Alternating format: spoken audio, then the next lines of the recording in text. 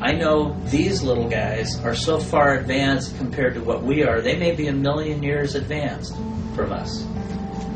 You know, we don't have all that information. I don't have those answers. But I do know that many people have seen them besides me. Many people have had a similar experience. Maybe not exactly the same, but similar. So it's not just this person telling this story. And all these people have supported me, both in physical means and in spiritual means. I mean, they've given their heart. They've given me their homes to live in. They've fed me. They've clothed me. You know, if I didn't have the support from these people, I probably wouldn't be here today. You mentioned the 500 people that have witnessed these beings. Can you go into that? Can you go into the those who have contacted you, talking about being at that lecture and seeing what they saw and trying to get a picture of the beings that appeared? Well, I mean, the conference was being recorded, videotaped, and you know, we do have a copy of that tape. There isn't much on it except a little bit of a streak of light across the bottom. There was a recording of the crowd kind of being afraid and being startled by what was going on. Most of the people don't want to be identified, rightfully so, because when you come forward, people's lives are torn apart. But the point is, more and more people are aware. Okay? Are we going to release all of this information? Little by little. But this information, as long with others that I've kept safe, is what I believe has kept me alive. Okay? The link artifact, the device that I found.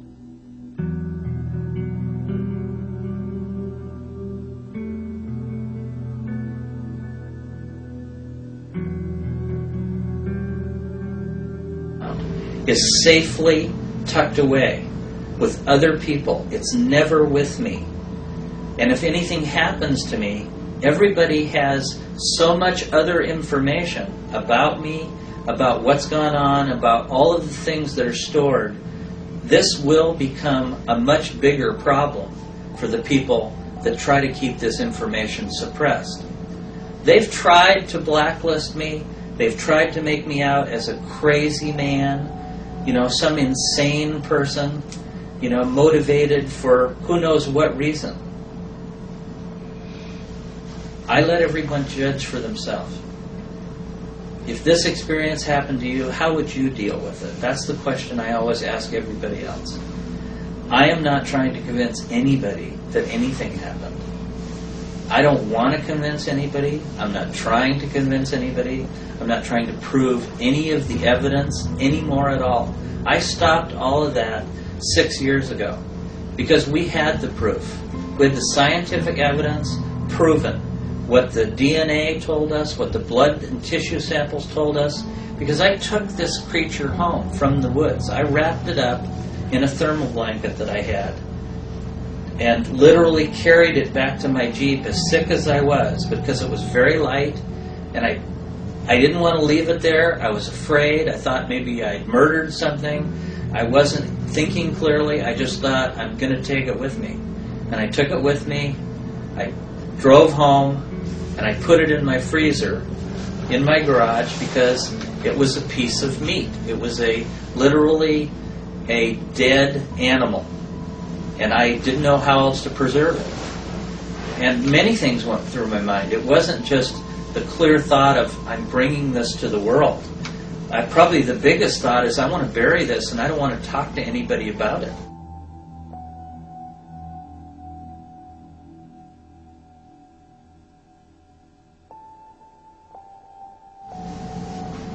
You know, I didn't even want to admit to myself what had happened. And then little by little, my feelings changed. You know, I got to where I could rationalize some of this. I got to where I could think about some of this. Other people helped me. Other people were involved in reacquainting myself with this new reality. Friends, family, other people who were very supportive, people who I call the Alliance, who gave me some direction, who aided me several different ways over those first 9 days. Your story is being told all over the world. Other countries have come to accept your story, and they want to hear more. Just talk about a little bit about how it's accepted in other countries and how it's been just like blacklisted in the States, if you can. Well, before any of this happened, I knew very little about it. The phenomena of ufology or lights in the sky or flying saucers. I pretty much concluded that it was pretty much science fiction. Once this happened to me, once I started to realize that what had happened was real, then I started to become aware of the realities of other people and other situations, and that this has been going on for possibly thousands of years. But we just never recognized it clearly for thousands of reasons, not just one reason. I mean, whether our society would accept it, whether religions would allow it, because in some respects it can be detrimental to the foundation of a religious order. So I can rationalize why people would not want to bring this into their society, into their community. But in traveling around the world and being asked to speak about this, my own experience, I've learned that other societies, other cultures are much more willing nowadays in modern times to embrace this idea, to open their minds up and be able to accept the fact that maybe we aren't the top of the food chain and the intelligence line. And I know, as well as many thousands of other people, that that's definitely true. We are not the smartest, ants on the hill, so to speak. Other people, other countries openly have accepted me. Mexico embraced my story probably more than anyone.